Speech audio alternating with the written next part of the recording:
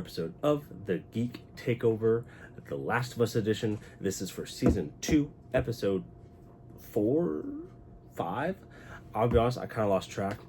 I don't have my normal script up, so I'm kind of going into this episode completely blind with no prepped plans, going off of memory.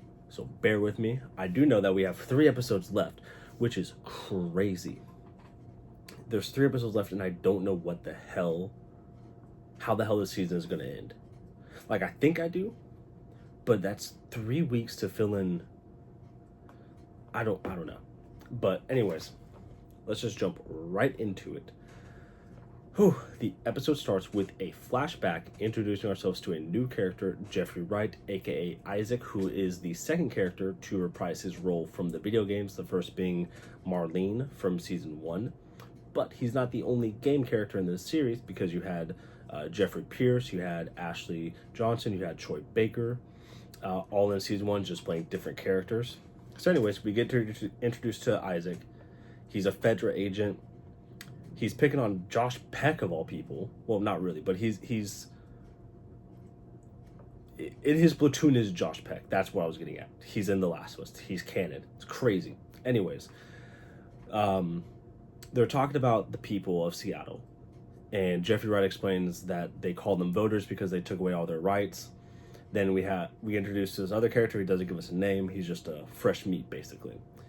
Anyways, they stop their vehicle. The voters, the civilians of Seattle, come out. Isaac goes to greet them with the newbie, turns back to the Fedra car, throws a grenade in there, kills them all. And this is because Isaac is the leader of the WLFs, the Wolves. So this is him kind of saying, fuck Fedra. This is for the people now. And we will get back to him later. From there, we go back to our protagonists, Ellie and Dina. Here, they have reached Seattle. They are traveling the streets. They go down a street in Seattle. I wish I could tell you the actual name of the street. I'm just going to refer to it as the Pride Street. It's full of pride flags, pride paint on the sidewalk, and all this other stuff for LGBTQT.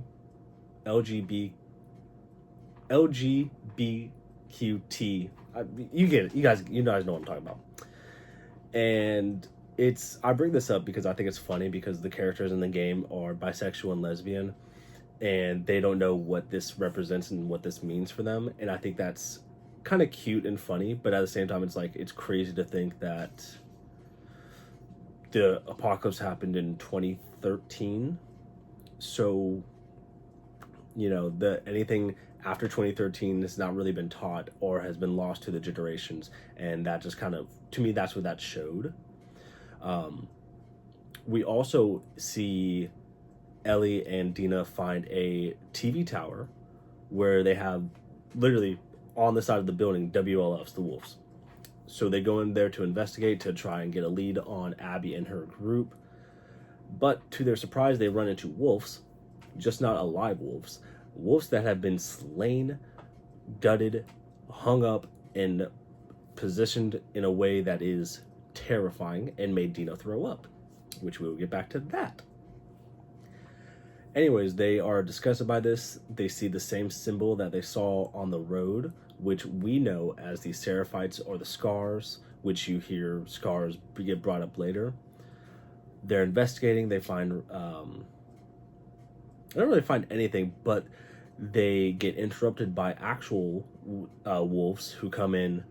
Ellie and Dina hide. They try to sneak out. They can't, so Ellie has to do her black belt Karate Kid type shit to take out one of the guards. She's not able to, so Dina she's not able to finish him, but so Dina has to kill him with a gun.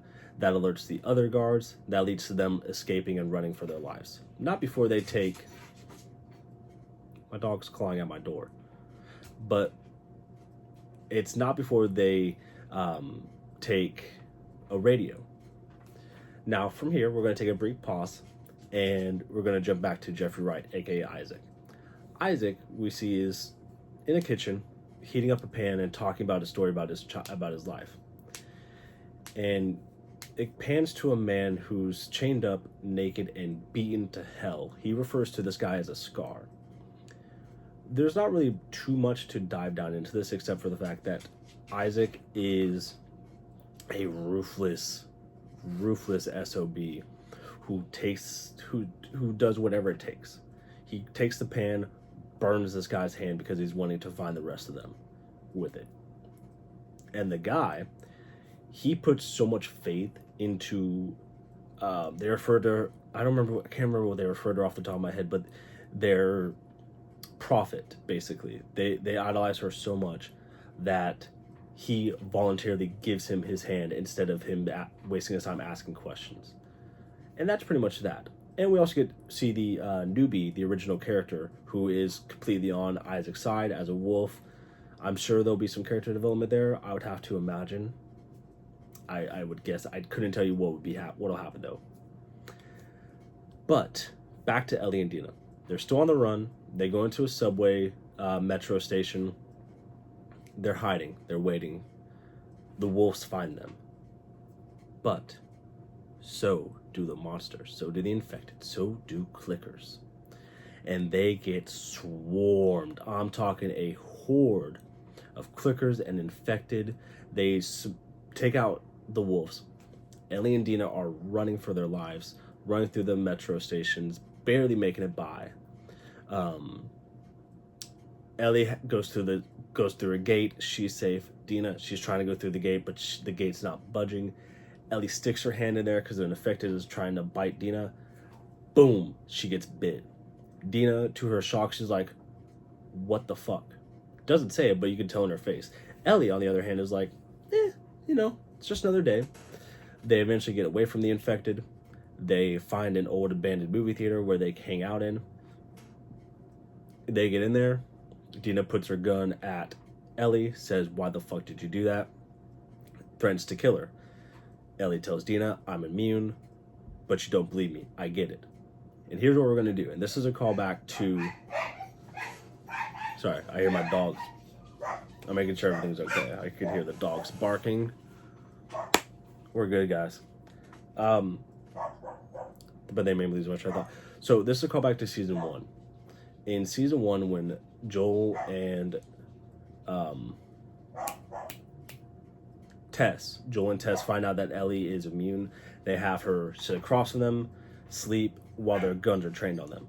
She does the same thing to Dina. She says, if I turn, kill me. If I don't, we're cool. The night goes on. She obviously doesn't turn. Dina basically is okay with it. I guess, she accepts it.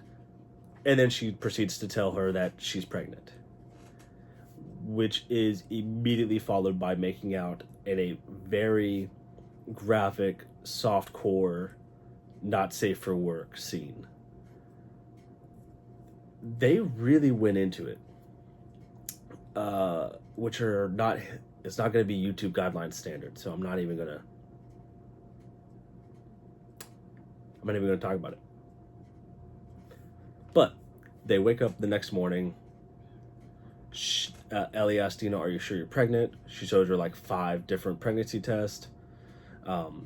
Ellie delivers I think it's a funny line. A lot of people are indifferent about it, but she says, I'm going to be a dad. And I think that's funny because it's just her Bella's delivery. I loved it. And then she goes on to talk about how is Jesse going to be involved? Is it a threesome? Blah, blah, blah, blah, blah. It's cute. It's a cute moment, which is different in the game because in the game, Ellie hears that and she's like, you're a hindrance. I don't want you here anymore, basically. This is followed by an explosion off in the distance. Ellie and Dina go onto the roof. They see an explosion in the distance. Ellie tells Dina, look, you're pregnant. You don't have to come with me. Dina says, I know, but I am anyways. And that is where the episode ends, which is, again, also different from the game because, again, Ellie, like I said, called her a hindrance, and she goes off on her own.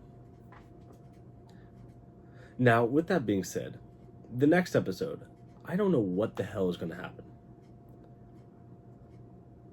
There's two possible explanations for the explosion. One, which is the most reasonable, is it was part of Abby's day 1. Because in her version of the game in day one, her and her group get attacked by Seraphites. There's a battle, there's just explosions. That could be the easy explanation. Or two, it could be Tommy arriving in Seattle and causing absolute chaos and mayhem. And I really hope it's number two, because Tommy in Seattle was a badass, and I really can't wait for us to get to that. Beyond that, I don't know what will happen. Maybe Jesse will show up in Seattle, because he does. Jesse and Tommy. So maybe that's what happens. I don't know. I wish I could give you guys a prediction, but I don't. We have 3 episodes left. I have to imagine this ends at the end of Ellie's day 3 and the beginning of Abby's day 1. That is the only thing that I can say with certainty is how this season is going to end. But I guess we'll just have to find out. And with that, I present to you guys my Last of Us Season 2 recap for this episode 4. Again, I believe it's either 4 or 5. I lost track. Hope you guys enjoyed the video so much. If you did, please make sure to hit that like, make sure to comment, share with your friends, and subscribe for more content. You can catch up on other Last of Us videos, which I'm so thankful for you guys. I am enjoying the views on the previous videos. Thank you so much for your support. You guys can catch Marvel reviews. I just put up a Thunderbolts, aka New Avengers review. You can catch out any other videos that are on the channel. And coming soon, I'm going out of town this weekend. I'm going to have a Mother's Day trip. We're going to go see Post Malone and Jelly Roll, so you could probably expect videos, maybe even a video about that with my fiance again. But yeah, with that being said, there's nothing else for me to tell you guys except for have a wonderful day, take care, stay safe, and I will catch you all in the next video. Bye-bye.